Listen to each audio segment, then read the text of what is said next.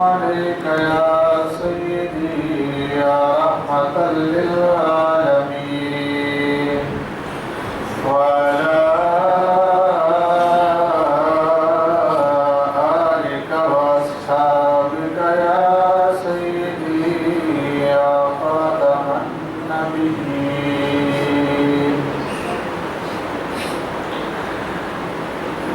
اللہ تبارک و تعالی جل جلالہ و کمالہ و اعظم شانہ و تقربہ کی حمد و ثنا حضور نبی اکرم نور مجسم شفیع معظم صلی اللہ علیہ وسلم کی دربار رسالت پاک میں ہدیہ درود و سلام عرض کرنے کے بعد انتہائی معزز محترم حاضرین و سامعین، السلام علیکم ورحمۃ اللہ وبرکاتہ۔ اللہ تبارک و تعالیٰ کے فضل، اس کی توفیق اور اس کی عنایت سے میں نے قرآن مجید برہان رشید پارہ نمبر 18 سورہ نور کی آیت نمبر 31 تلاوت کرنے کا شرف حاصل کیا ہے۔ دعا فرمائیں کہ اللہ کے آدم میری زبان پر کلمہ حق جاری فرمائیں، ہم سب کو سن کر سمجھ کر عمل کی سعادت عطا فرمائیں۔ حضرات گرامی، آج کے جمعہ المبارک کا موضوع ویسے تو آپ کو پتہ ہے میرا چل رہا تھا، لیکن معراج ایک ایسا موضوع ہے جسے آپ ہر وقت سماعت کرتے رہتے ہیں محافل میں، اس کے لیے اسپیشل محافل منعقد ہوتی ہیں، پھر معراج النبی صلی اللہ علیہ وسلم کی رات میں اس کا تذکرہ آپ سماعت کرتے ہیں۔ اس لیے پچھلے جمعہ المبارک کو جتنا مجھ سے ہو سکا میں نے آپ حضرات کو بیان کر دیا۔ ارادتاً میں آج اس طرف نہیں جا رہا۔ آج کا جو ہمارا موضوع ہے وہ ذرا معاشرتی ٹائپ کا ہے، اصلاحی حوالے سے ہے، اور دنیا میں اس کی ضرورت بھی بے شمار ہے۔ آج کا ہمارا موضوع ہے عفو و درگزر، یعنی کسی کو معاف کرنا۔ اس کے لیے میں نے قرآن مجید کی جو آیت کریمہ تلاوت کی ہے، وَلَا يَأْتَلِ أُولِي الْفَضْلِ مِنكُمْ وَالسَّعَةِ أَن يُؤْتُوا أُولِي الْقُرْبَى وَالْمَسَاكِينَ وَالْمُهَاجِرِينَ فِي سَبِيلِ اللَّهِ وَلْيَعْفُوا وَلْيَصْفَحُوا وَلَا تُحِبُّونَ أَن يَغْفِرَ اللَّهُ لَكُمْ وَاللَّهُ غَفُورٌ رَحِيمٌ۔ اس کا مطلب یہ ہے جو تم میں سے اولي الفضل لوگ ہیں، وَلَا يَأْتَلِ وہ بند نہ کریں، جو کچھ دے رہے تھے اس کو بند نہ کریں، وَالسَّعَةِ اور اپنے دل کو تنگ نہ کریں، أَن يُؤْتُوا أُولِي الْقُرْبَى جو وہ عطا کر رہے تھے قریبی رشتہ داروں کو، والمساکین اور مسکینوں کو، والمہاجرین اور مہاجرین کو، فی سبیل اللہ جنہوں نے اللہ کے راستے میں ہجرت کی، ولیعفوا انہیں چاہیے کہ وہ انہیں معاف کر دیں، ولیصفحوا اور آپس میں بیٹھ کر تصفیہ کر لیں، یعنی ایک دوسرے کی اصلاح کر لیں۔ الا تحبون کیا تم اس بات کو پسند نہیں کرتے کہ ان یغفر اللہ لکم اللہ بھی تمہیں معاف کر دے؟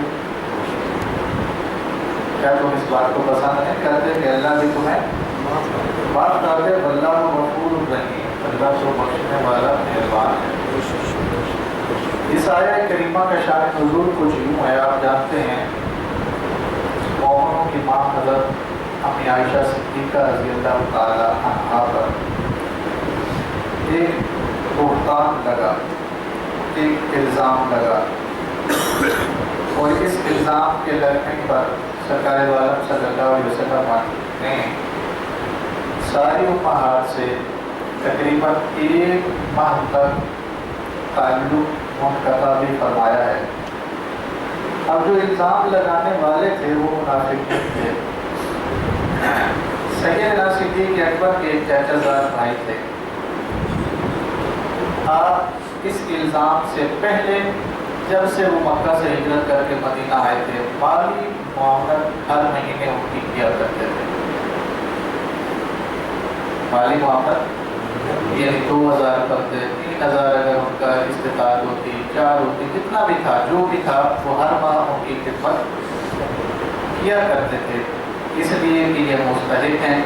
دوسرا، اسلام نے مجھے حکم دیا ہے کہ میں خرچ کروں قریبی رشتہ داروں پر۔ جب یہ الزام لگا ان کے یہ جو چچا زاد بھائی تھے، باتیں چلتی چلتی چلتی پھر یہ بھی اس الزام میں شامل ہو گئے، الزام لگانے والوں میں یہ بھی کیا ہو گئے، شامل ہو گئے۔ تو جب سیدنا صدیق اکبر رضی اللہ تعالیٰ عنہ کو پتہ چلا تو انسانی تقاضا بھی یہی ہے کہ میں آپ کے ساتھ نیکی کروں اور آپ بدلے میں میری ہی کھال اتارنے کے اوپر آئیں، پھر بندہ تنگ ہو جاتا ہے نا۔ اس تنگی قلب کی وجہ سے آپ نے وہ امداد بند کر دی، آپ نے وہ امداد 1 مہینہ نہ دی، ارادہ بھی فرما دیا کہ آج سے اس کو نہیں دینی، بس بہت ہو گیا۔ اللہ تبارک و تعالیٰ نے جبرائیل امین کو نبی اکرم صلی اللہ علیہ وسلم کے پاس بھیجا، مانا جاتا ہے اور پاس میں جب تم ایسے صاحب فضیلت ہیں انہیں چاہیے کہ وہ ایسا کام کرے، یوں تو قربا انہیں چاہیے کہ وہ دیتے رہیں قریبی رشتہ داروں کو، مسکینوں کو اور ان مہاجرین کو جو اللہ کے راستے میں ہجرت کر کے آئے ہیں، اور انہیں چاہیے کہ وہ معاف کر دیں، انہیں کیا چاہیے کہ وہ معاف کر دیں اور آپس میں بیٹھ کر تصفیہ کر لیں۔ جب یہ آیت کریمہ آئی تو سرکار دو عالم صلی اللہ علیہ وسلم نے صدیق اکبر کو بلا کر یہ آیت سنائی، بلا کر یہ آیت مبارکہ سنائی تو سرکار دو عالم صلی اللہ علیہ وسلم کی موجودگی میں سیدنا صدیق اکبر نے کہا، یا رسول اللہ مجھ سے غلطی ہوئی، میں نے ارادہ کیا تھا کہ نہیں دوں گا، لیکن اگر اللہ اور اس کے رسول کو میرا یہ عمل پسند نہیں ہے تو صدیق وعدہ کرتا ہے آج سے ڈبل دے گا، آج سے یعنی جتنا میں حسب توفیق خود سے دے رہا تھا آج سے اس کا بھی ڈبل کر دیتا ہوں، میں دیتا رہوں گا۔ اور میں نے اسے معاف بھی کر دیا، اسے تصفیہ بھی کر دیا۔ وجہ یہ تھی کہ اللہ تحبون ان یغفر اللہ لکم، تم بندوں کو نہیں معاف کر رہے تو کیا اللہ سے یہ امید رکھتے ہو کہ اللہ تمہیں معاف کر دے گا؟ نہیں سمجھ گا؟ اللہ نے کیا فرمایا کہ تم میرے بندوں کو نہیں معاف کر سکتے تو میں کیسے تمہیں معاف کر دوں گا؟ اگر مجھ سے معافی چاہیے تو پھر کیا کرو جی، بندوں کو بھی معاف کر دو۔ بہرحال سیدنا صدیق اکبر نے ڈبل کر دیا، اس کے بعد آپ دیکھتے رہے آنا جانا میل ملاپ اس قسم کا بھی تھا آپ نے رکھا ہے۔ اللہ تبارک و تعالیٰ نے پھر اس کی برات بھی فرما دی، سارا کچھ ہو گیا، معاملہ سیٹ ہو گیا۔ لیکن ہمارے لیے اس میں سبق ہے، اس آیت مبارکہ میں ہمارے لیے کیا ہے؟ سبق ہے۔ احباب ذیوکار یاد رکھیے، یہ تو میں نے آپ کو صدیق اکبر رضی اللہ تعالیٰ عنہ کے بارے میں بتایا ہے، ویسے میرے کریم آقا صلی اللہ علیہ وسلم اسلام کا اعلان فرمانے سے پہلے بھی معاف کرنے کو پسند کرتے تھے، اعلان نبوت کے بعد بھی آپ معاف کرنے کو پسند کرتے تھے، بلکہ نہ صرف پسند کرتے تھے، وقتاً فوقتاً اپنے صحابہ کو اس کا درس بھی دیتے رہے، سکھاتے رہے، تبلیغ کرتے رہے، انہیں چیز بھی کرتے رہے کہ یار معاف کر دیا کرو ایک دوسرے کو۔ آپ کو یاد ہوگا جب سرکار عالم صلی اللہ علیہ وسلم کا وصال مبارک ہو گیا، ایک شخص نے حضرت عائشہ صدیقہ رضی اللہ تعالیٰ عنہ سے سوال کیا تھا کہ حضور کے اخلاق کریمہ کے بارے میں مجھے بتائیے۔ آپ نے یہ حدیث علماء سے بارہا سنی ہے کہ انہوں نے کہا کیا تم نے قرآن نہیں پڑھا؟ یہ جواب تھا نا، کیا تم نے؟ تو جو کچھ قرآن میں ہے وہ میرے نبی صلی اللہ علیہ وسلم کے اخلاق ہے۔ لیکن احباب ذیوکار جس عالم سے ہم نے یہ حدیث سنی ہے اس نے یہیں تک سنائی ہے کہ جو قرآن ہے وہی سرکار کے، لیکن حدیث مبارکہ آگے بھی ہے۔ عائشہ صدیقہ نے اسے آگے بھی کچھ ارشاد فرمایا تھا کہ حضور اکرم صلی اللہ علیہ وسلم کے اخلاق ہر میں ایسے تھے، میں جو کام کر رہی ہوتی تھی سرکار میرے ساتھ کام کروا دیتے، یہاں تک کہ گھر میں جھاڑو بھی میرے ساتھ لگوا دیتے، برتن بھی میرے ساتھ صاف کروا دیتے تھے. اور حضور اکرم کی سب سے بڑی خصوصیت یہ تھی آپ کے اخلاق کی کہ اگر مجھ سے کبھی غلطی ہوئی تو سرکار نے درگزر فرمایا.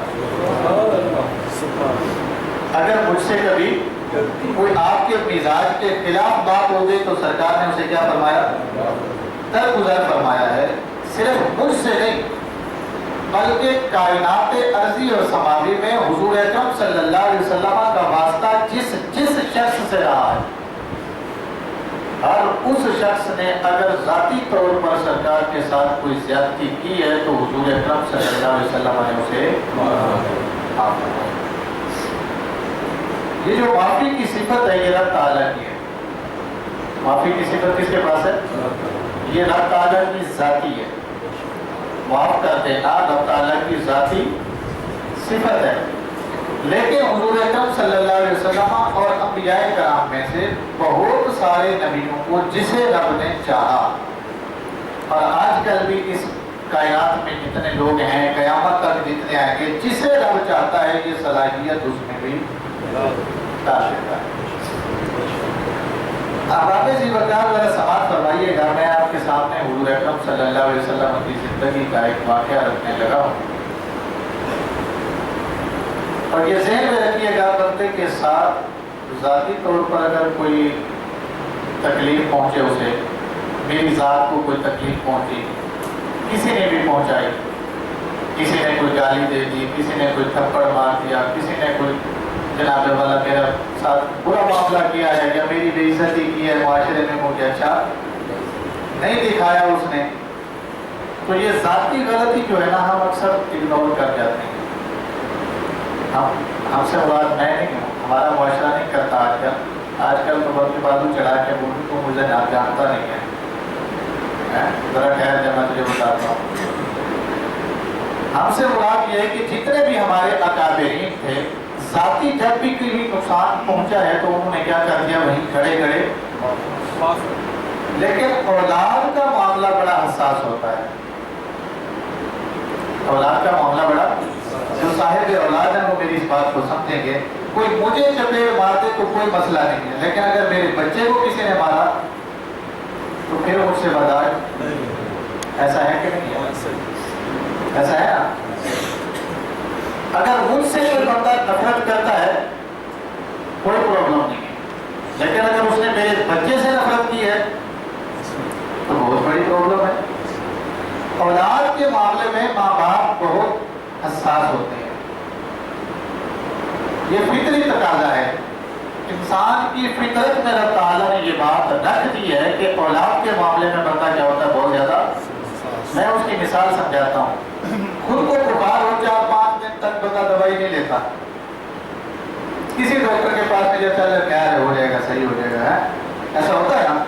لیکن اگر بچہ بیمار اور ماں بتا دے کہ آج بچے کی طبیعت صحیح نہیں ہے تو وہاں فوراً اٹھاتا ہے، اسے ڈاکٹر کے پاس لے جاتا ہے، اس کی دوائی وغیرہ جو بھی حسب توفیق ہوتا ہے وہ کرواتا ہے. ایسا ہے کہ نہیں ہے؟ جب تک بچہ صحیح نہیں ہو جاتا ماں باپ کا دل جو ہے نا وہ بچے کی طرف ہی لگا رہتا ہے.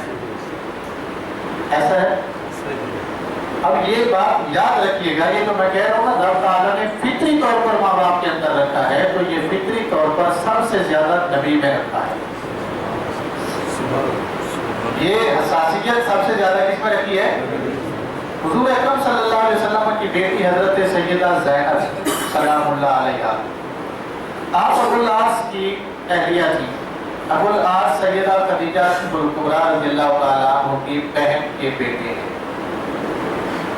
اس کے بیٹے ہیں سیدہ خدیجہ کی بہن کے بیٹے ہیں، اور سیدہ زینب حضرت خدیجہ کی بیٹی ہیں حضور اکرم صلی اللہ علیہ وسلم سے. تو ان دونوں کا نکاح ہو گیا اعلان نبوت سے پہلے. ٹھیک ہو گیا. اس کے بعد سرکار نے اعلان نبوت فرما دیا، 13 سال آپ مکہ میں رہے. نہیں، آپ صلی اللہ علیہ وسلم کی بیٹی ایمان لے آئے، لیکن ابو العاص ایمان، بیٹی بھی ظاہری نہیں خفیہ طور پر، ظاہراً اس نے بھی ایمان، یعنی خاوند کو یہ پتہ نہیں ہے کہ یہ مومنہ ہو چکی ہے یا نہیں ہو چکی، چھپا کے. کیونکہ مکہ کا ایک زمانہ ایسا بھی آیا جہاں سرکار نے حکم دیا تھا کہ جن کو تکلیف کا اندیشہ ہو وہ اپنے اسلام کو چھپا کے رکھے، ابھی ظاہر نہ کرے۔ تو انہیں اندیشہ تھا تکلیف کا، اس لیے چھپائے رکھا۔ 13 سال کے بعد سرکار ہجرت فرما کر مدینہ چلے گئے تو پھر انہوں نے ظاہر کر دیا کہ میں بھی مسلمان ہوں، تو میں بھی کیا کہوں گی۔ الغرض خامد نے اجازت بھی دے دی کہ تم چلے جاؤ، کیونکہ مکہ والوں کے حالات میں دیکھ رہا ہوں جہاں بھی مسلمان نظر آتا ہے اسے مار دیتے ہیں، اور میرے ہوتے ہوئے تجھے کوئی مار دے یہ مجھ سے برداشت نہیں ہوگا، لہٰذا تم کیا کرو ہجرت کر دو۔ بہرحال انہوں نے ایک اونٹنی دی اور کھانے پینے کا زیادہ سفر بھی دیا ان کو۔ اللہ اکبر۔ وہ مکہ سے جیسے ہی باہر نکلتی ہیں تو حبار ابن الاسود کو ابو جہل نے بلایا اور اس نے کہا نبی کی بیٹی جو ہمارے معبودوں کو برا بھلا کہتا رہا، خود تو ہجرت کر گیا ہے، اب اس کی بیٹی دن تہاڑے جا رہی ہے۔ کیا کر رہی ہے؟ یعنی یہ بتا رہی ہے کہ مکہ والے ہو تم میرا کچھ نہیں بگاڑ سکتے، میں یہاں سے جا رہی ہوں۔ کتنی ہمارے لیے بے شرمی کی بات ہے، ذلت کی بات ہے، اور یہ زندہ چلی جائے۔ بہرحال اس کے ذہن میں یہ بات آ گئی تھی کہ جی اس کو نہیں جانے دیتے، غیرت ایمانی۔ جیسے آج کل ہمارے یہاں بھی غیرت کے نام پر بڑے قتل ہوتے ہیں، آپ نے سنا ہوگا کہ غیرت کے نام پر مرد نے عورت کے بال مونڈ دیے، غیرت کے نام پر اس نے جناب کان کاٹ دیے، غیرت کے نام پر اس نے اس کا ناک کاٹ دیا، ہونٹ کاٹ دیا، زبان کاٹ دیا۔ یہ غیرت پتہ نہیں ہمیں کیوں آتی ہے۔ بہرحال سرکار دو عالم صلی اللہ علیہ وسلم سے بڑا غیرت مند، یہ ذہن میں رکھیے گا، سرکار سے زیادہ غیرت مند اس کائنات میں کوئی بھی نہیں دیکھا گیا۔ اب یہ چلی تو حبار ابن الاسود نے یہ منصوبہ بنایا کہ جیسے یہ تھوڑی دور جائے گی تو پھر کچھ کرتا ہوں۔ اس نے نیزہ لیا، سواری پر سوار ہوا۔ جب آپ پہاڑ پر چڑھنے لگی نا تو اس نے سواری کو پیچھے سے نیزہ مارا۔ ظاہری بات ہے جب پیچھے سے نیزہ لگا ہے تو وہ بھٹکی۔ سیدہ زینب سلام اللہ علیہا اس وقت حاملہ تھی، آپ اوپر سے گری، نیچے پہاڑ کی چٹان پہ آ کے گری اور آپ کی ریڑھ کی ہڈی ٹوٹ گئی۔ اس گرنے سے ان کا جو حمل تھا وہ بھی کیا ہو گیا؟ ضائع ہو گیا۔ الغرض ابو العاص کو پتہ چلا تو انہوں نے کہا جی میں اس کو ہجرت نہیں کرنے دیتا، اس کی جان بخشی کر دو، میں اس کو واپس مکہ میں رکھ لیتا ہوں۔ انہوں نے کہا ٹھیک ہے۔ پھر مہلت مل گئی، وہ اٹھا کے لائے، کچھ عرصہ علاج معالجہ کرتے رہے۔ 1 مہینے کے بعد سرکار دو عالم صلی اللہ علیہ وسلم تک یہ خبر پہنچی کہ آپ کی بیٹی کے ساتھ ایسا ہو چکا ہے، حمل بھی ضائع ہو چکا ہے اور ان کی ریڑھ کی ہڈی مبارک بھی۔ حضور اکرم صلی اللہ علیہ وسلم نے 2 صحابہ کو روانہ کیا کہ جاؤ میری بیٹی کو لے آؤ۔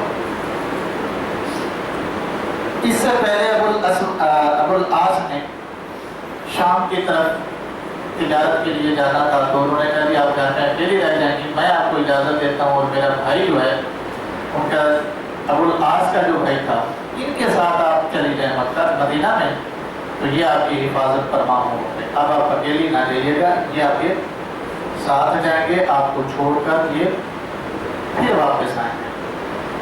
بہرحال یہ یہاں سے نکلے اور کچھ فاصلے پر وہ صحابی جو لینے کے لیے آ رہے تھے تو وہ بھی ملاقات دونوں کے آپس میں، یہ لے کر سرکار دو عالم صلی اللہ علیہ وسلم کے پاس چلے گئے اور ان کا جو زیور تھا وہ واپس اپنے گھر چلا گیا۔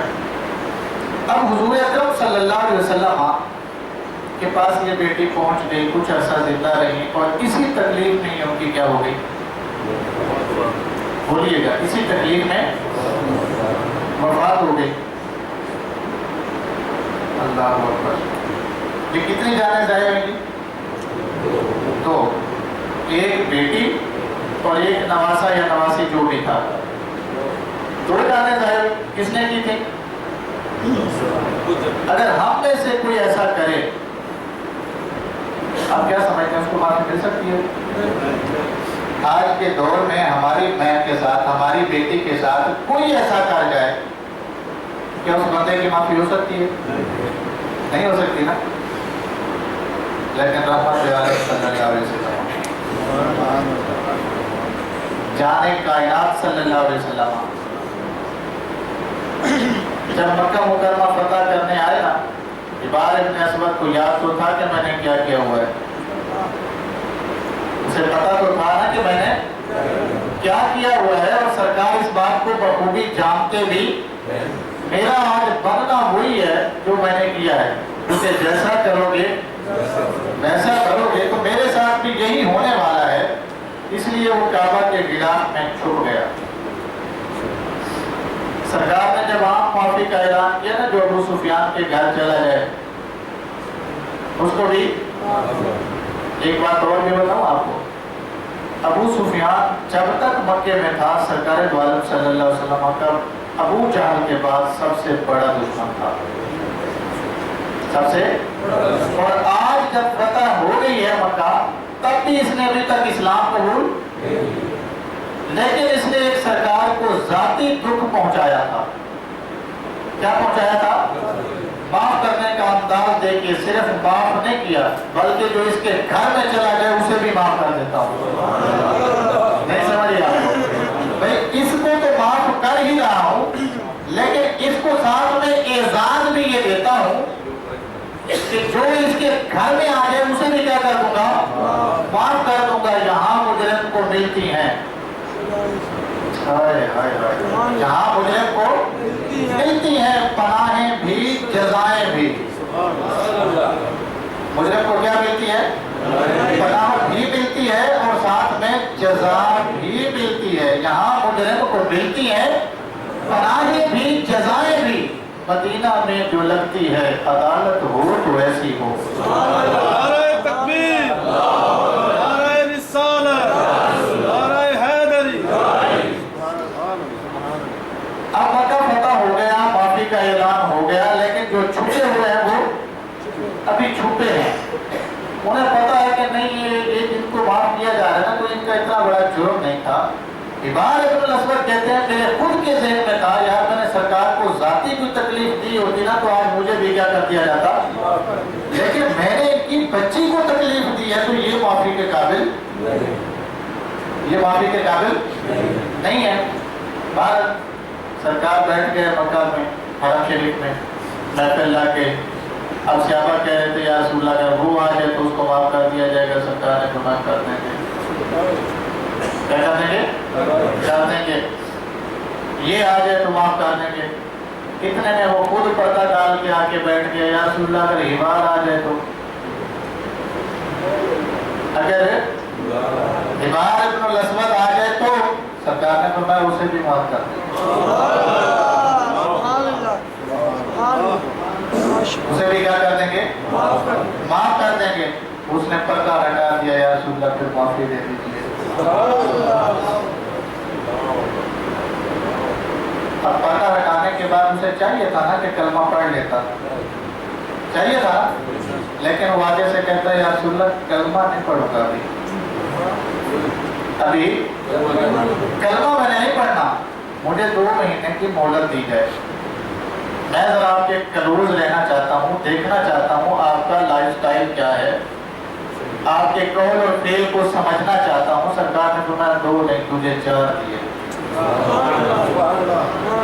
کتنے؟ 2 نہیں دیتے، تجھے کتنے دیتے ہیں؟ 4 دیتے ہیں۔ 4 مہینے ہیں، تو سوچ کتنا سوچ سکتا ہے، 4 مہینے کے بعد آ جانا۔ وہ الگ بات ہے کہ تیسرے دن کلمہ پڑھنے پر مجبور ہو گئے، لیکن کریم کا کرم دیکھیے، ایک بیٹی کا قاتل، نواسے یا نواسی کا قاتل، اور پھر سامنے بیٹھا ہے سرکار اسے کہتے ہیں تجھے کتنا معاف کیا۔ اس کے بعد کبھی آپ صلی اللہ علیہ وسلم نے اس کا تذکرہ بھی کسی کے ساتھ اس کا تذکرہ۔ حضرات گرامی ذرا سوچئے، ہم جس نبی کے امتی ہیں، ہم جس نبی کے امتی ہیں، وہ تو اپنے بچوں کے قاتل کو بھی یوں معاف کرتے ہیں۔ آپ میں سے کوئی آج کر کے دکھائے، ہے کوئی ایسا؟ یہ کام بہت مشکل ہے۔ یہ کام کون سا؟ کسی کو معاف کرنا بہت مشکل کام ہے بھائی، مشکل ہے، اسی لیے تو وعدہ آپ نے یہ کیا ہے نا کہ جو کسی کو حق پر ہونے کے باوجود، جو حق پر ہونے کے باوجود اپنا حق چھوڑ کر اگلے کو معاف کر دے، میں رب جنت کے بیچوں بیچ محل کی ضمانت دیتا ہوں۔ کہاں پر؟ جنت میں نہیں صرف، بلکہ جنت کا جو مرکز ہے اس میں سب سے بڑا محل اس بندے کو دیتا ہوں جو یہ جانتا ہے کہ میں حق پر ہوں۔ اگلا بندہ میرا حق کیا کر رہا ہے؟ مار رہا ہے، لیکن لڑائی جھگڑا بڑھتے بڑھتے بڑھتے یہ نسلوں تک چلا جائے گا، تو کیوں نہ ایسا کروں کہ میں اپنا حق اس کو معاف کر دوں، میں اللہ سے لے لیتا ہوں۔ میں کس سے لے لیتا ہوں؟ رب تعالیٰ کی ذات سے لے لیتا ہوں۔ تو رب کہتا ہے میں اسے کہاں دوں گا؟ جنت کے مرکز میں۔ جنت کے مرکز میں آپ گھر لیتے ہیں نا، جن کے پاس ہے ان کا تو خیر ہے ہی ہے، لیکن جن کا نہیں ہے کوشش میں ہے کہ گھر لے لیں۔ ان کی کوشش کیا ہوتی ہے یار کہ ایسی جگہ پہ لیں جہاں مرکز بنتا ہو، اڈا بھی پاس پڑتا ہو، ایئرپورٹ بھی پاس پڑتا ہو، ریلوے اسٹیشن بھی پاس ہو، کالج سکول ہاسپٹل یونیورسٹیاں بھی ساری کیا ہوں، کہیں ایسی مرکزی جگہ پر گھر مل جائے تو مزہ آ جائے گا۔ آپ کوشش سے گھر لیتے ہیں، کوئی پتہ نہیں ہے اس میں رہنا بھی نصیب ہوتا ہے کہ کسی کو پتا ہے وہاں رہنا نصیب ہوتا ہے کہ نہیں ہوتا، لیکن رب کہتا ہے تم میرے بندے کو معاف کر کے دیکھو، تم میرے بندے کو معاف کر کے دیکھو۔ دنیا میں جو فیسلٹیز اور سہولتیں تم اپنے گھر کے لیے تلاش کرتے تھے، جنت میں میں خود تمہیں عطا کر دوں گا۔ جنت میں میں خود تمہیں وہ عطا کر دوں گا۔ اس کے آگے چلیے، آپ یہ ساری باتیں جانتے ہیں۔ حضور اکرم صلی اللہ علیہ وسلم دعوت دین کے لیے طائف تشریف لے گئے۔ وہاں کے لوگ جو تھے وہ حضرت سیدہ آمنہ سلام اللہ علیہ کے رشتے دار تھے، یعنی آپ صلی اللہ علیہ وسلم کے ننیال میں سے کچھ افراد تھے۔ اب ظاہر بات ہے بندہ نانکو کے ہاں جائے تو وہاں بڑی عورت ہوتی ہے نا ہماری، لیکن یہ تب تک ہوتی جب تک نانی زندہ رہے۔ یہ بھی ذہن میں رکھیے گا، یہ کب تک ہوتی ہے؟ جب تک جب نانی چلی جائے تو پھر پوچھنے والا کوئی نہیں ہوتا ہمارے یہاں۔ بہرحال یہ معاشرتی بدقسمتی ہے کہ ایسا کیوں ہوتا ہے۔ ویسے ہمیں تو حکم یہ دیا گیا ہے نا کہ وہ ہم میں سے نہیں ہے جو ہمارے بڑوں کا احترام نہ کرے اور ہمارے چھوٹوں پر شفقت کا ہاتھ نہ پھیرے، اس کا ہمارے ساتھ کوئی تعلق نہیں ہے۔ یہ کس نے فرمایا؟ سرکار دو عالم صلی اللہ علیہ وسلم فرماتے ہیں جو ہمارے بڑے کا احترام نہیں کرتا اور چھوٹے پر دست شفقت نہیں رکھتا وہ ہم میں سے نہیں ہے۔ تو ہمارے معاشرے میں نہ بڑے کا احترام ہے نہ چھوٹے کی شفقت ہے، تو مزے ہی مزے ہے نا جی۔ بھارت سرکار تشریف لے گیا، ان کو یہ چاہیے تھا کہ ہمارے نواسا ہے تو کھانے پینے کا بندوبست کرو، ان کی رہائش کا بندوبست کرو، کرتے ہیں۔ لیکن جیسے ہی پہنچے انہوں نے پوچھا کس مقصد سے آیا؟ سرکار نے فرمایا تبلیغ دین کے سلسلے میں آیا ہوں، وہاں نکلو۔ کیا کرو؟ جو لوگ وہاں دیکھ آئے ہیں کم از کم ایک دن لگتا ہے مکہ سے طائف جانے میں، کتنا ہے؟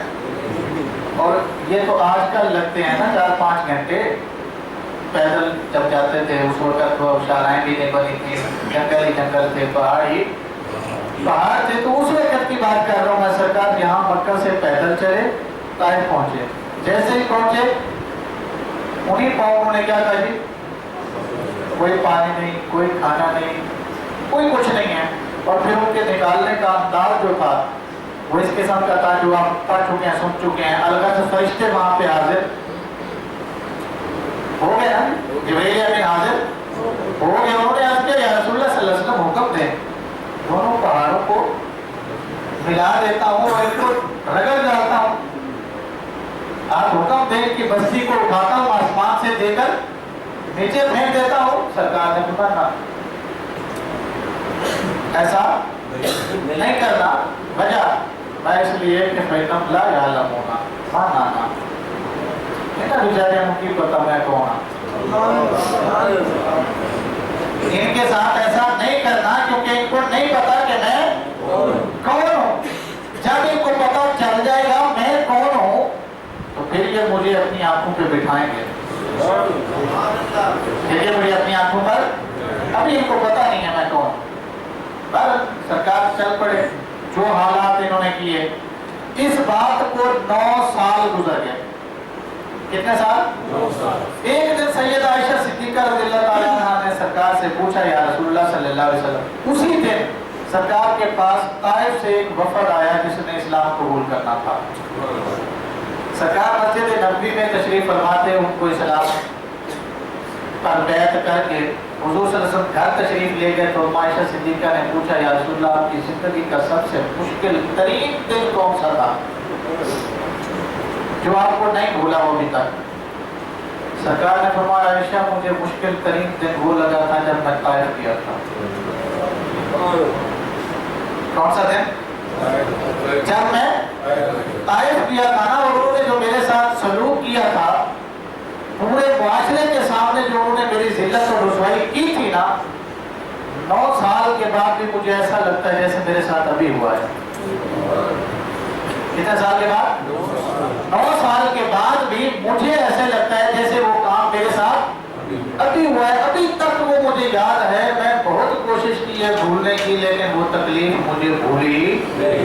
तो सरकार आप सल्लल्लाहु अलैहि वसल्लम आपको अभी बुलाया था ताइफ के एक वफद में, तो आपने उनके साथ क्या सलूक किया? और मैंने उनके लिए दुआ की, अल्लाहुम्मा ताइफ, ऐ अल्लाह ताइफ को हिदायत नसीब फरमा। क्या बर्बाद है? या रसूलुल्लाह सल्लल्लाहु अलैहि वसल्लम इतनी तकलीफ देने के बाद कि 9 साल भी आपको नहीं भूली, फिर भी आप उनके लिए हिदायत की दुआ कर रहे हैं। सरकार ने कहा, माफ करना मेरे रब का हुक्म है। माफ करना मेरे रब का हुक्म है कि जिसको तुम माफ कर सकते हो उसे माफ कर दिया करो, उसका अजर मेरे जिम्मा करम पर है। तो मैं इनसे क्या अजर ले सकता हूँ? ये मुझे क्या दे सकते हैं? ये तो खुद मोहताज है उससे लेने के। ये क्या है? खुद मोहताज है रब से लेने के, रब इनको दे रहा है। तो मैं इनसे क्यों लूं? जो मुझे कहता तू माफ कर दे, मुझसे ले लेना, मैं उससे क्यों ना ले लूं? नहीं समझेगा आपको? तो जो रब देता है, और देता भी कितना है, बेहिसाब देता है। ये देंगे भी तो गिन चुन के कुछ ना कुछ मुझे दे देंगे। हफ्ता 2 हफ्ता महीना साल, मैं ज्यादा से ज्यादा यही कर लूंगा ना, उसको खा लूंगा, इस्तेमाल कर लूंगा, लेकिन ये आखिर खत्म होने वाला है। तो मैं ऐसा सौदा ही नहीं करता जो दुनिया में खत्म हो जाए। मैं ऐसा सौदा करता हूँ जो हमेशा के लिए रहे। जो क्या है? हमेशा के लिए रहे।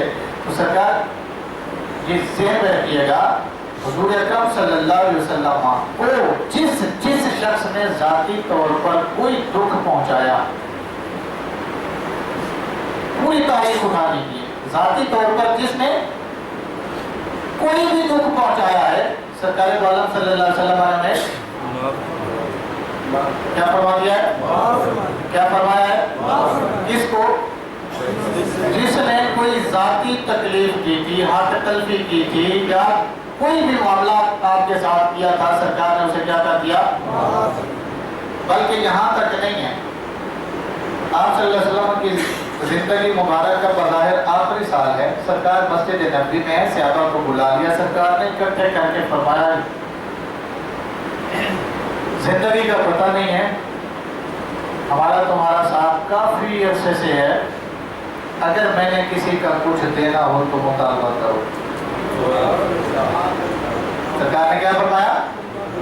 अगर मैंने किसी का कुछ देना है तो मुझसे मुतालबा करो। सबने कहा रसूलुल्लाह आपने हमारा, अगर मैंने किसी का कोई हक माना है तो मुझसे तकाजा करें, आज मैं उसे दे सकता हूँ। अगर मैंने किसी के साथ कोई ज्यादती की है, कोई बदला लेना चाहता है मुझसे, तो बदला ले ले। एक से आदमी खड़े हो गए, नाम है उनका हज़रत अक्काशा रज़ियल्लाहु ताला।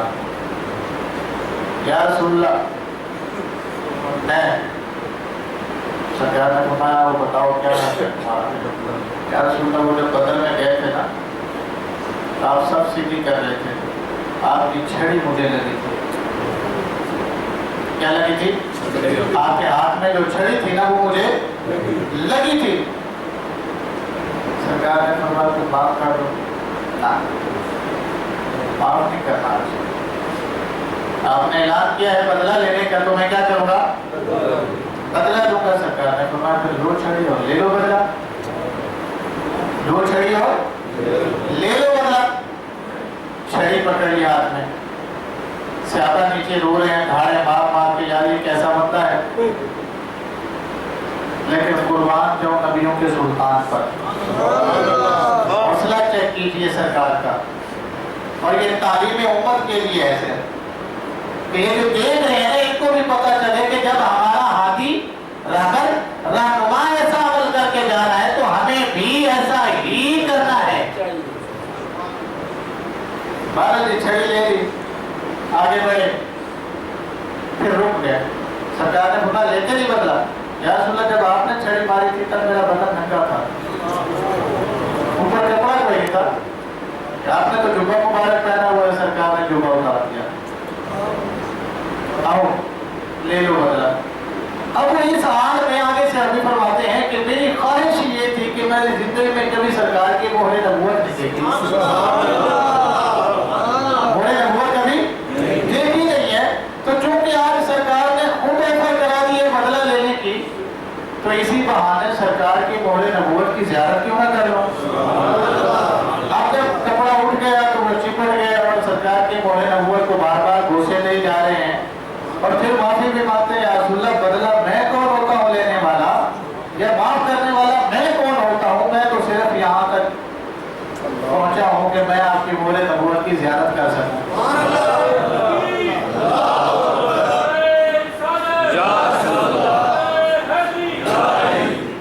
लेकिन दोस्तों ये उसका अमल था, ये किसका अमल था? सहाबी का अमल था।